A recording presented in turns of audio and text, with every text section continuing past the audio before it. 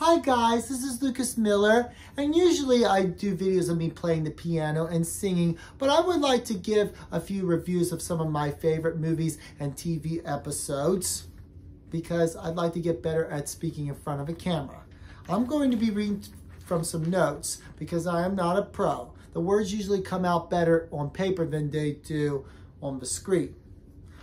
I usually don't look at YouTube movie review blogs because they're extremely foul-mouthed and political, make random jags or snarkiness here and there at the expense of good, thoughtful storytelling and analysis. And that's a shame because we need more critical thinkers in our viewers these days. Regardless of whether you like a story or not, or whether you think a story was well written or not, 50 years from now, people will remember the stories for good or ill. They will not remember all your memes and snark. It takes talent and creativity and critical thinking and introspection to write a story that will move and inspire you. For those of you who have a weakness for snarking, like, say, Walnut Groovy or Television Without Pity, my question would be, when is the last time you've tried to write a story that will inspire and move people? So I'm going to be giving a few random reviews here and there over the next few weeks. Starting with one of my favorite Disney sequels, Beauty and the Beast, The Enchanted Christmas. Before I begin, I would like to read a quote from one of my favorite YouTube blogs that reminds me of the whole weakness of snark getting inside of movie and book reviews.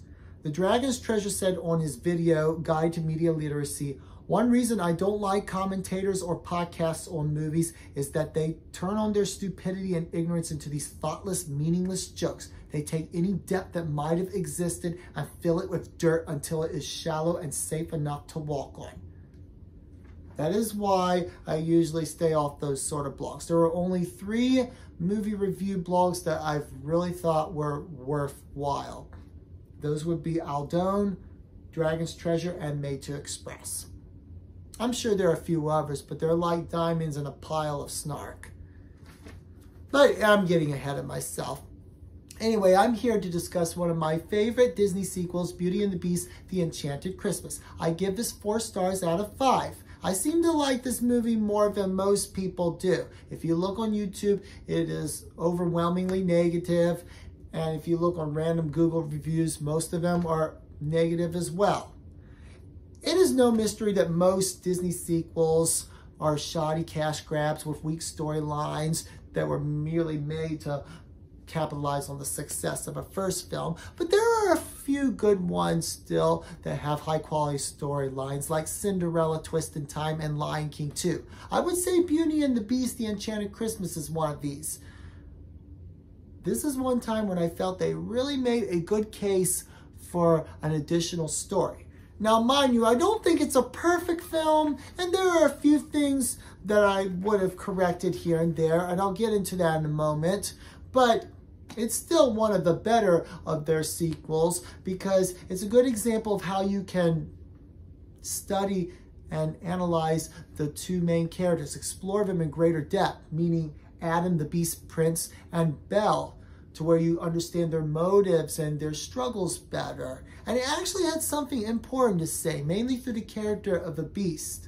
It showed that the Beast did not conquer his beastliness overnight. That it took strength, courage, and maturity and humility for him to conquer his dark side so that his path of redemption could begin.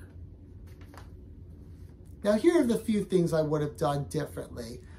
First, some more continuity with the first official film, Beauty and the Beast. For instance, in the beginning, Chip is asking to hear the story of Adam and Belle's first Christmas, but he was already there when it happened, so why would they put that in the script? I can understand Miss Potts wanting to narrate it to set Lumiere and Cogsworth straight, but I didn't feel like there was a need for Chip to ask, "You tell the story, Mom, how did it go?" Because Chip was there. Also, when Belle talks to Forte the organ, and he gives the suggestion to go out into the forest to go look for a Christmas tree, she says, "I don't know, it looks dangerous." she already had an encounter with the wolves in the first movie, so she should have mentioned that in the second movie. She should have said something like, I don't know, I was chased by a pack of wolves last time I went out there. It's dangerous. So that way her hesitancy to take Forte's advice would feel a little more believable.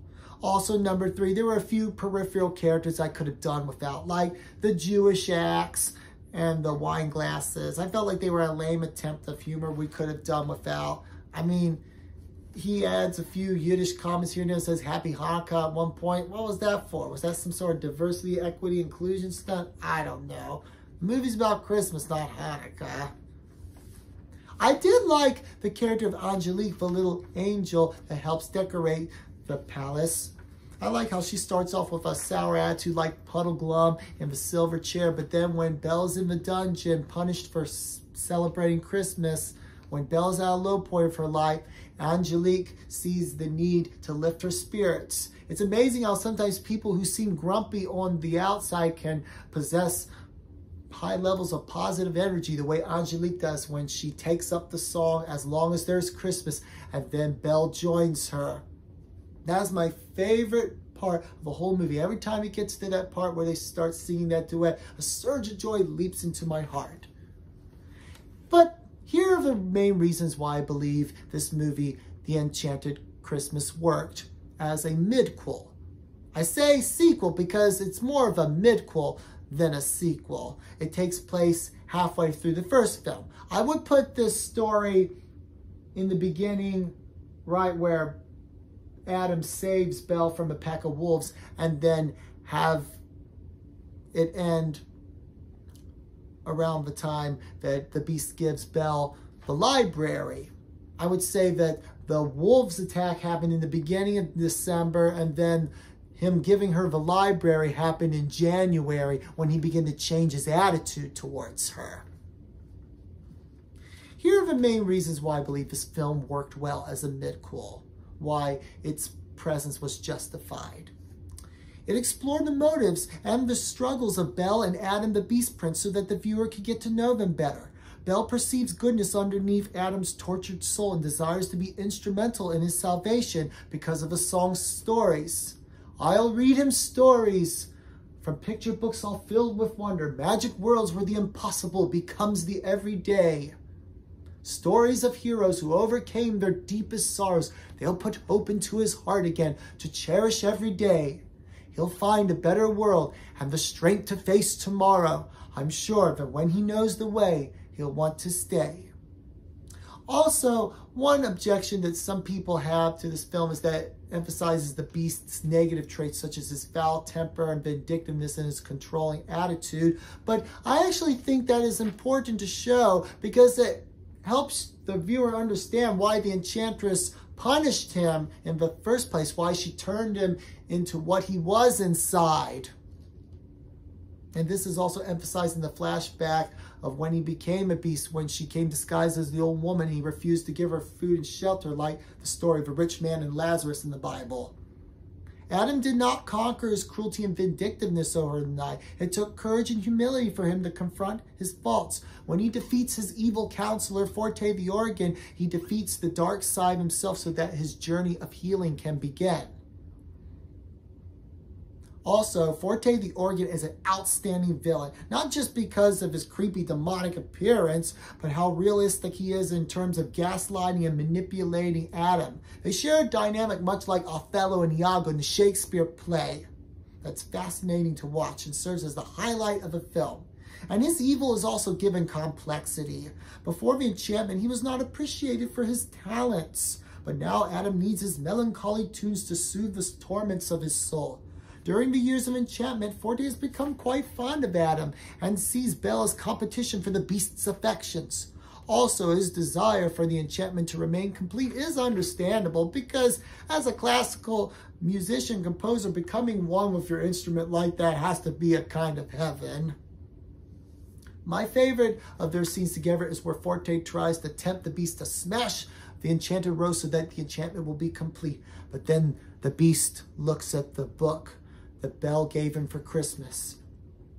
He opens it up and reads it, and she speaks about her thoughts concerning their relationship and lets him know there is hope for him.